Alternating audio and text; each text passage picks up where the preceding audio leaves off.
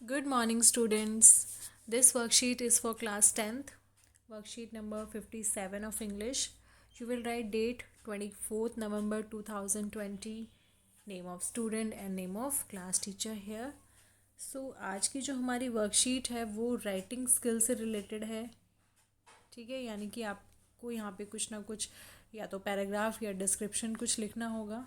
तो देखते हैं. The given pie chart shows the main reasons why agricultural land becomes less productive. तो नीचे एक पाई चार्ट दिया हुआ है बेटा. ये जो सर्कल में आपको बना के दिया हुआ है और इसको डिवाइड किया गया है डिफरेंट डिफरेंट पार्ट्स में. तो ये एक पाई चार्ट है. तो ये आपको क्या दिखाता है कि क्यों एग्रीकल्चरल लैंड की जो खेती करने वाली जो जगह है वो लेस प्रोडक्टिव कैसे हो गई है, यानी कि वो इतनी ज़्यादा उपजाऊ क्यों नहीं रही है अब. The table shows how these causes affected three regions of the world during the 1990s. तो ये टेबल आपको दर्शाता है कि ये जो रीज़न है उसने तीन जगहों को बहुत ज़्यादा इफ़ेक्ट किया है. तो उसमें ये 1990 का है. आपको जो दिखाया है कि पूरे वर्ल्ड में 1990 के आसपास कौन से तीन क्षेत्रों को सबसे ज़्यादा अफेक्ट किया गया. Select and report the main features and make comparisons. तो आपको क्या करना है, इसमें से मेन जो फीचर्स हैं उनको सेलेक्ट करना है, उसके मेन कारणों के बारे में आपको रिपोर्ट लिखनी है और कंपैरिजन्स करना है.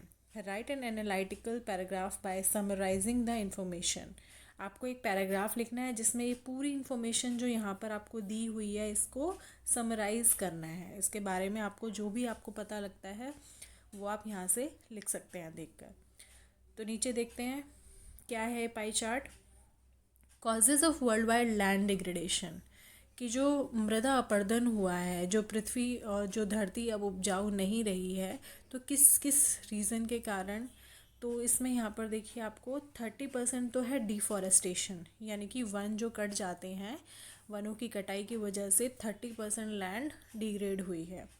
ओवर ग्रेजिंग, यानी कि जो अपने पशुओं को ज़्यादा वहाँ पर चरने के लिए भेज दिया जाता है, तो उसमें 35% यानी कि सबसे ज़्यादा पार्ट जो है वो ग्रेजिंग की वजह से ख़राब हुआ है. फिर है ओवर कल्टीवेशन.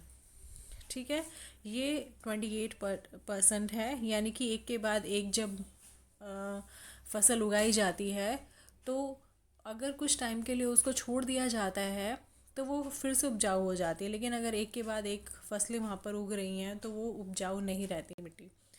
फिर आता है अदर, वो है 7%. ये इसमें कुछ भी हो सकता है, कोई भी पार्ट, जैसे नदियों के द्वारा बहा कर ले जाई जाती है जो मिट्टी, पथरीली मिट्टी होती है. तो इस तरह से लैंड डिग्रेडेशन हुआ है. अब देखिए रीजन दिए हुए हैं यहाँ पे इन्होंने कौन कौन से क्षेत्रों में. नॉर्थ अमेरिका में ये सब बताया हुआ है आपको कि कितना कितना % टोटल डिग्रेडेशन हुआ है. यूरोप में और ओशनिया में.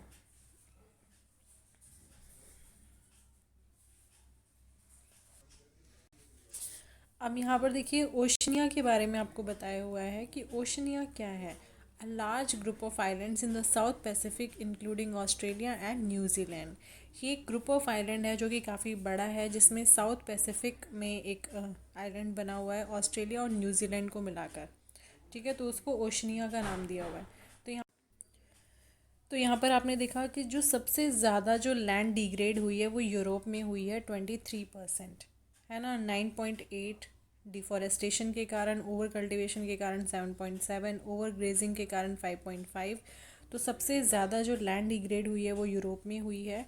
तो ये जो बेटा पाई चार्ट है आप इसको बहुत अच्छे से आपने समझ लिया है. अब आपको क्या करना है, यहाँ जो ये स्पेस दिया हुआ है ना, इसमें आपको इस टॉपिक के ऊपर एक पैराग्राफ लिखना है, एनालिटिकल पैराग्राफ, जिसमें आप ये पूरी इन्फॉर्मेशन को समराइज़ करेंगे. जो भी आपने इस पाई चार्ट में देखा, कैसे कैसे लैंड डिग्रेड हुई है, कहाँ पर कितनी हुई है, वो सब आपको एक समरी बना के लिखना है. तो ये आपकी राइटिंग स्किल्स को इम्प्रूव करेगा.